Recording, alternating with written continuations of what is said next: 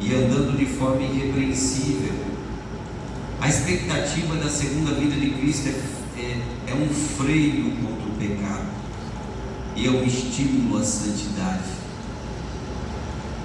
Quando nós meditamos aqui no capítulo 3, no versículo 14, nós sabemos que Jesus ele vai voltar e ele vai julgar o mundo, e ele vai julgar com justiça. A justiça de Deus, irmãos, não é igual à justiça do homem. Não.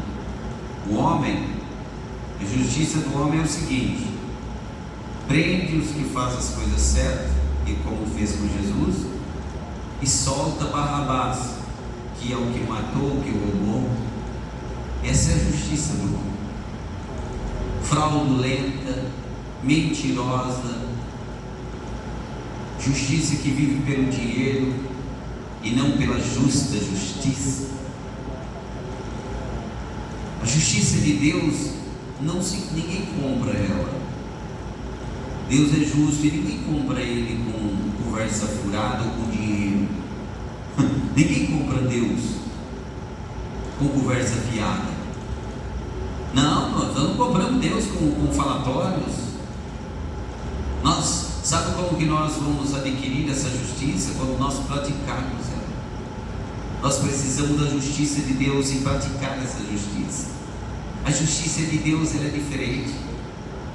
O peso é igual. Deus não julga imparcialmente. Irmão, Deus não vai ter ninguém por inocente. Vocês sabiam disso? Aqueles que já ouviram as verdades de Deus, Deus não vai ter eles por inocente. Então, o que nós podemos dizer com as pessoas que estão fazendo da palavra de Deus um escárnio? Eles vão prestar conta com Deus se eles não se converterem até lá, porque Deus é justo, e tudo que Ele escreveu, tudo que está escrito melhor na sua palavra, Ele vai cumprir. E Ele diz para nós servir a Ele todos os dias da nossa vida. Aleluia, não deixar da sua palavra, não deixar dos seus ensinamentos, não deixar das verdades, porque a verdade de Deus no último dia ela vai julgar muitas pessoas. A palavra de Deus há de julgar todos nós no último dia. Aleluia. A sua palavra vai julgar.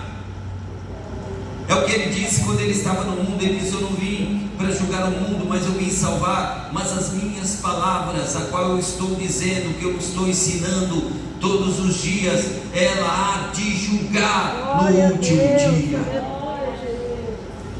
Nós precisamos temer a Deus. Precisamos temer a Deus, irmãos,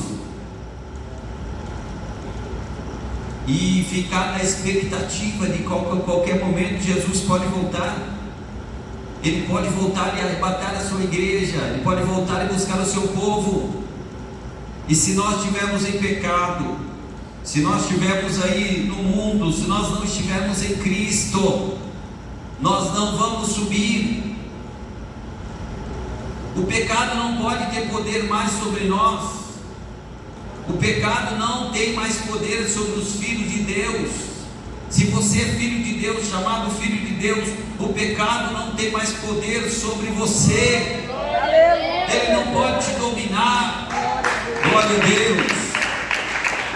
Graças a Deus. Sabe que Jesus ele sempre nos exorta, ele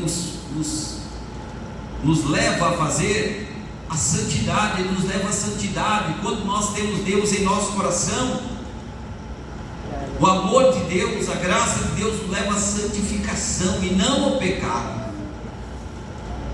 Então nós não vamos se enganar com as coisas que nós estamos vendo por aí.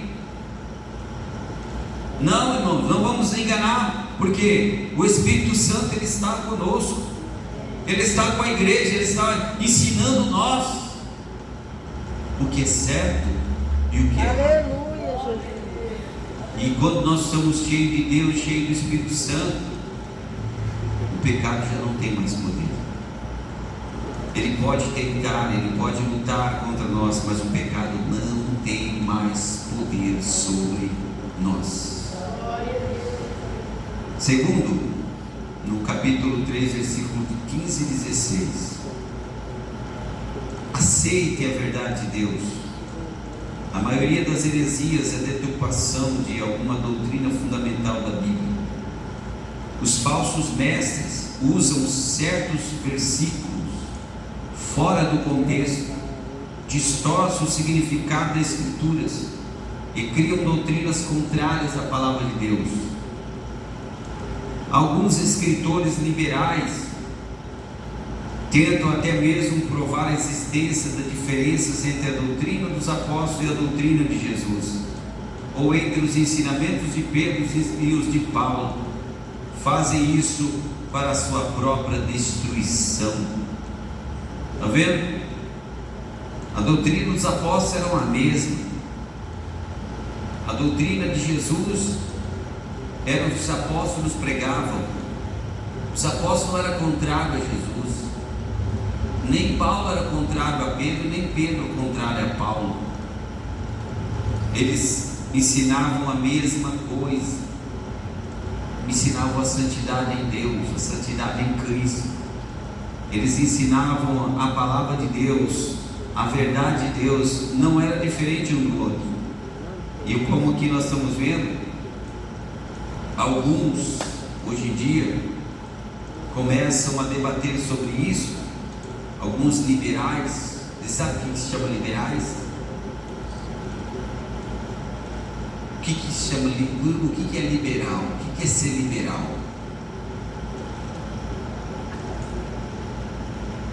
Liberto, livre, é isso? O que é liberal? Alguns escritores liberais tentam até mesmo provar a existência da diferença entre a doutrina dos apóstolos e a doutrina de Jesus. Liberar. Muitos liberais, eles querem, é a mesma coisa de uma pessoa divorciar 3, 4 vezes.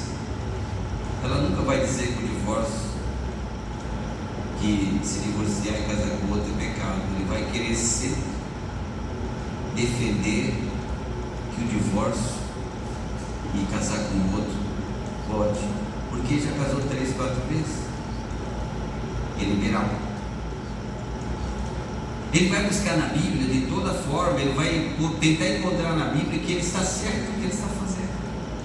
E aí é pior, não é isso, o pior é que quer ensinar outras pessoas a fazer a mesma coisa, pecar também junto com ele, errar junto com ele. Estou falando de uma parte, mas tem várias coisas que podem incluir-se aí. Irmãos, não se engane, meus irmãos, não se engane. A doutrina de Cristo, a doutrina que Paulo pregou é a doutrina de Jesus. O que Pedro ensinou, vocês podem notar na Bíblia que quase as cartas que eles escrevem tem quase tudo o mesmo parecer, o mesmo entendimento, porque eles eram conduzidos pelo Espírito Santo. O Espírito Santo é que conduz a igreja, irmãos. É o Espírito Santo é que conduz nós através da palavra de Deus. E no Espírito Santo não tem confusão, meus irmãos. Não há confusão doutrinário quando nós aprendemos do Espírito Santo. Não há confusão. Quem está me entendendo aí? 3. Rejeitam o engano. Capítulo 3, versículo 17. Os falsos mestres são sedutores e perigosos. É tragicamente possível que até mesmo os verdadeiros crentes sejam enganados e levados ao erro ao promover o falso mestre. É preciso ensinar aos cristãos novos na fé as doutrinas fundamentais da palavra de Deus, pois de outro modo eles correrão o risco de serem arrastados pelo erro desses insubordinados. É uma preocupação de Pedro aqui para com os irmãos novos convertidos. Era necessário ensinar eles a respeito da doutrina fundamentais. Sabe quais são as doutrinas fundamentais para a igreja? Vocês sabem? Quem sabe aqui levanta a mão e eu quero ouvir. Qual é a doutrina fundamental da igreja? A doutrina fundamental é a doutrina que tem fundamento. É a doutrina verdadeira de Cristo. Qual é, meus irmãos?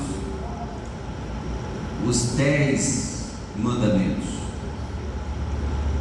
E aí inclui, Jesus disse, olha, dos 10 eu resumo em 2.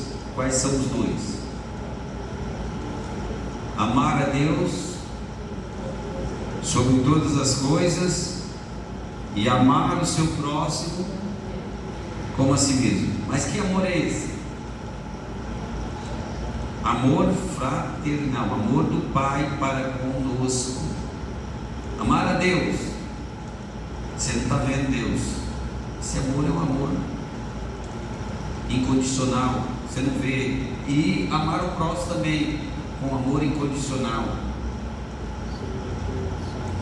E os 10 mandamentos, se resumindo, os 4 primeiros é tudo voltado ao Pai, é espiritual. Os outros 6 é social, é não matarás. O que mais? Não roubarás, não dirás falso testemunho, honra pai e mãe. Então essa é a doutrina fundamental. Mas aí a gente olha assim e fala, nossa, mas é pequeno, né, os mandamentos. Mas esses mandamentos incluem muitas coisas. E ainda mais, quando Jesus ele fala de não matarás, ele não fala aí, o não matarás no Antigo Testamento, é uma pessoa matar a outra, ali, literalmente, que quer dizer, fazer o ato, praticar o ato. Agora com Jesus, ele já foi mais profundo. E esses são os ensinos fundamentais. Jesus já foi mais profundo. O que ele disse? Se falar mal contra o irmão, ou se chamar o irmão de louco, será réu do sinédrio. Se só encolerizar ou ficar irado com raiva e não perdoar, já pecou, está em pecado. Olha para vocês verem como que é sério isso. Essas são as doutrinas fundamentais. E o adultério? O adultério na prática, antigamente no Antigo Testamento, tinha que fazer o ato. Praticou o ato, sim, aí cometeu o adultério, ia morrer apedrejado. E hoje? Olha os ensinos fundamentais. Hoje, se olhar e cobiçar, já pegou, já adulterou. E se a gente prestar atenção, existem muitos adultérios escondidos, que não foi confessado. Então essas doutrinas são doutrinas fundamentais, meus irmãos, e isso aqui não muda. É pecado e pronto, acabou, não vai mudar. Deus não muda isso. O lesbianismo é pecado, o homossexualismo é pecado, a lascívia é pecado, praticar o ato, o sexo antes do casamento é pecado, não vai mudar. Porque hoje é outra geração. Não existe esse negócio. Porque hoje mudou muito o mundo aí. Mudou o mundo, mas as coisas de Deus continuam a mesma, não vai mudar. Não é porque nós estamos diferentes, agora nós somos de outra geração, que agora nós podemos fazer e Deus vai levar em conta. Vai não. Vai continuar sendo pecado a mesma coisa, não vai levar em conta isso aí. Porque Ele está ensinando a verdade, nós precisamos aprender a verdade de Deus, não ficar olhando para século 21, não sei o quê. E às vezes vamos deixando, né? Tá certo que hoje, olha, meu Deus do céu, que situação que nós estamos vivendo hoje. Quando eu me converti era bem diferente, né? Tinha essa molezinha de hoje, né? As molezinhas que eu quero dizer